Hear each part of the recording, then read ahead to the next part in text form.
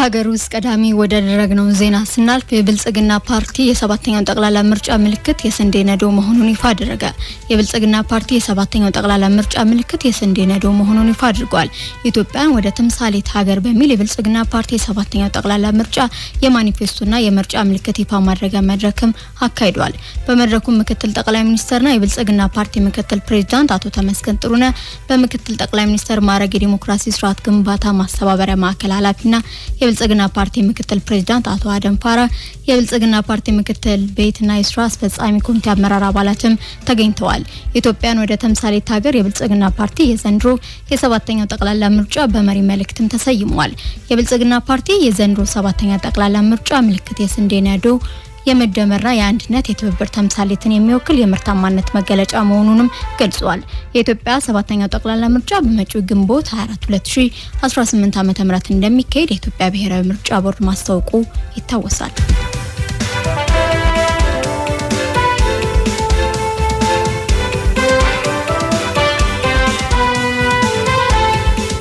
በኬንያ ማንዴራ ግዛት የሚኖሩ ከ300 በላይ ኢትዮጵያውያን ወደ ሀገር ሊመለሱ ነው ተባለ። በኬንያ ማንዴራ ግዛት የሚኖሩ የደቡብ ኢትዮጵያ ተወላጆች የሆኑ ከ300 በላይ ኢትዮጵያውያን እስከ የካቲት 5 ቀን 2018 ዓ.ም ድረስ አካባቢውን ለቆ እንዲወጡ መታዘዛቸውን የአካባቢው ባለስልጣናት አስታውቀዋል። ይህ ከሀገር እንዲወጡ የሚጠይቀው ትዕዛዝ የተላለፈው ባለፈው ጥር 19 ቀን ለሕዝብ ተወካዮች በተሰጠ ማብራሪያ ሲሆን ለውሳኔው መነሻ የሆነው በአካባቢው እየተስተዋለ ያለው የጸጥታ ችግር፣ የባህልና የአመለካከት ልዩነቶች መሆናቸው ተነስቷል። ከአካባቢው እንዲወጡ የተወሰናቸው እነዚህ የኢትዮጵያውያን በማንዴራ ግዛት ለበርካታ ዓመታት የኖሩ ሲሆን በቤት ሰራተኝነት፣ በንግድ፣ በግብርናና በሞተር ሳይክል ትራንስፖርት ስራዎች ላይ ተሰማርተው ኑሯቸውን የሚመሩ መሆናቸው ተገልጿል።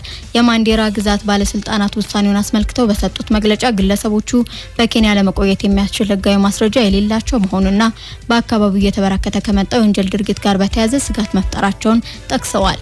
ይህ ትዕዛዝ በኢትዮጵያ የዕለት ተዕለት ህይወትና በስራ እንቅስቃሴያቸው ላይ ከፍተኛ ጫና እያሳደረ እንደሚገኝም ተመላክቷል። የማንዴራ ግዛት ከኢትዮጵያና ሶማሊያ ጋር በድንበር የምትገኝ እንደመሆኗ የጸጥታ ስጋቶች በተደጋጋሚ የሚነሳባት ሲሆን አሁን የተላለፈው ውሳኔ በሁለቱ ሀገራት የድንበር ተሻጋሪ እንቅስቃሴና በዜጎች ግንኙነት ላይ ሊያሳድር የሚችለው ተጽዕኖ አሳሳቢ መሆኑ ተነግሯል።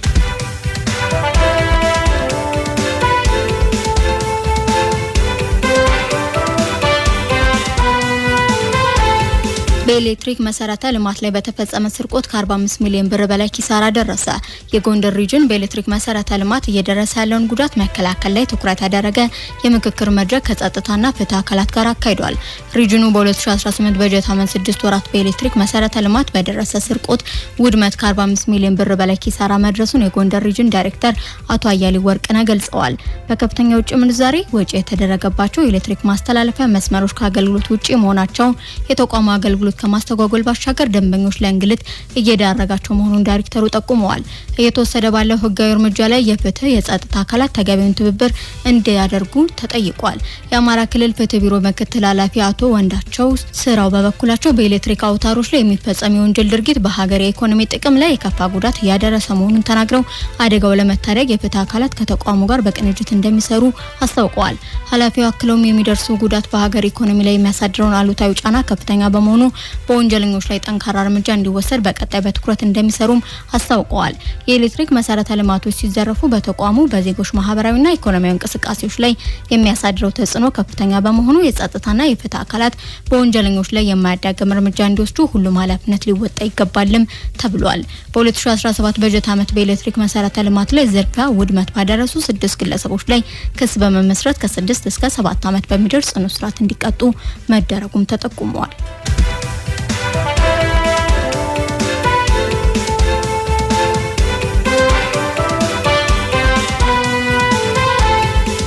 በጋምቤላ ከተማ የህዝብ ትራንስፖርት አገልግሎት ወደ መደበኛ እንቅስቃሴው መመለሱ ተገለጸ። በጋምቤላ ክልል ተፈጥሮ በነበረው የጸጥታ መደፍረስ ምክንያት ተቋርጦ የነበረው የህዝብ ትራንስፖርት አገልግሎት አሁን ላይ ወደ ቀድሞ መደበኛ ስፍራው እየተመለሰ መሆኑን የክልሉ ትራንስፖርት ቢሮ አስታውቋል። የቢሮ ኃላፊ አቶ ናሆም ዳፋር እንደገለጹት በክልሉ አንዳንድ አካባቢዎች ተከስቶ በነበረ የጸጥታ ችግር ሳቢያ ወደ ተለያዩ ወረዳዎች የሚደረጉ የትራንስፖርት ጉዞዎች ላይ መስተጓጎል ታይቶ ቆይቷል ብለዋል። ሆኖም በአሁኑ ወቅት በክልሉ አንጻራዊ ሰላም በመስፈኑ ከጋምቤላ ከተማ ወደ ወረዳዎች የሚመጡ ተሽከርካሪዎች መደበኛ ስራቸውን መጀመራቸውን ተናግረዋል። ኃላፊው አክለውም የትራንስፖርት አገልግሎት ሰጪዎች ሊያከብሩ የሚገባው መመሪያንም አስታውቀዋል። ማንኛውም የህዝብ ማመላለሻ ተሽከርካሪ መጫና ማውረድ የሚችለው በከተማዋ መናኸሪያ ውስጥ ብቻ ይሆናል ተብሏል። በተለይም በጸጥታ ምክንያት በጊዜያዊነት በአባቦና በመቱ መስመር ላይ ሲጭኑ የነበሩ አሽከርካሪዎች ከዛሬ ጀምሮ ወደ ዋናው መናኸሪያ እንዲመለሱ ጥሪም ቀርቧል። ሌሎች በጊዜያዊነት በተለያዩ ቦታዎች የሚገኙ የትራንስፖርት አገልግሎቶችም የጸጥታ ሁኔታን እየታየ ወደ መናኸሪያ እንዲመለሱ ይደረጋል ተብሏል። የክልሉ ትራንስፖርት ቢሮ ህብረተሰቡ የትራንስፖርት አገልግሎት ለማግኘት ወደ ዋናው መናኸሪያ በመሄድ እንዲገለገልም አሳስቧል።